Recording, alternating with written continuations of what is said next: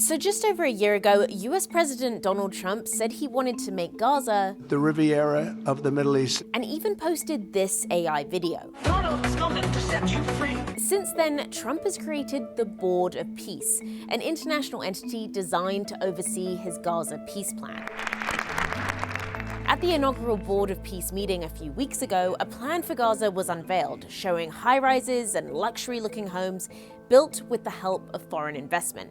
So is Trump creating the Riviera of the Middle East with his Board of Peace? It can be developed as a new Mediterranean Riviera with 200 hotels and potential islands. It's even obscene to talk about these fancy buildings when you consider, first of all, the level of destruction on the ground in Gaza. That's Khalil Jashan, Executive Director at the Arab Center in Washington, D.C. The fact that the whole population of Gaza has been so impoverished to basically talk about these types of condos and fancy facilities to be built for profit in Gaza, for whom?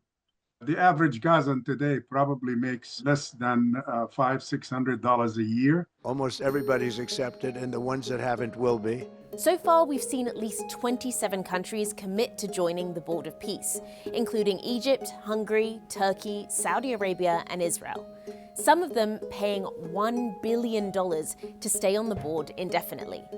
But almost no NATO allies of the US have joined and have rejected the invitation, including France, UK, and Germany. Are you bringing in outside actors and investments because you want to help Gaza, because you want to help Palestinians, or because you want to help yourselves? Julie Norman, an associate fellow on the Middle East, agrees that the new plans highlight an externally devised vision of Gaza. This is not something that people want to be have the Strip written off as a real estate project. They don't want external actors, regional or international, just using it as kind of an investment playground. Now, according to the plans, the Board of Peace is organized into a hierarchy of committees. The Executive Committee is seen as the decision-making group headed by Donald Trump.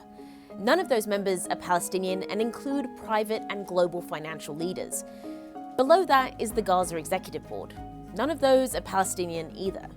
Followed by the National Administration of Gaza, which is made up of Palestinian technocrats. They have rich experience with reconstruction and development. They are the right people for the job, but they should have been at the top of the pyramid, not at the bottom of it. But the makeup of that committee is an issue for some. The fact that they had no say in terms of its membership and, more importantly, its mandate, but worse yet, the committee still isn't able to actually physically step foot in Gaza. It's having to operate from Egypt. Tahani Mustafa is a visiting fellow at the European Council of Foreign Relations. Do you think they hold much power?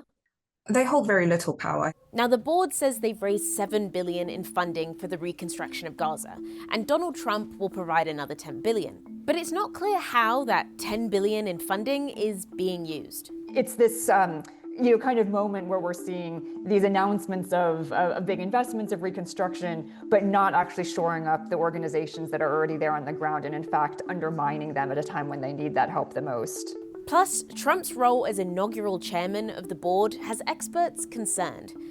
The charter says he can elect an executive board, a successor, has veto power, and can dissolve the Board of Peace. Authoritarian control of President Trump as chairman for life.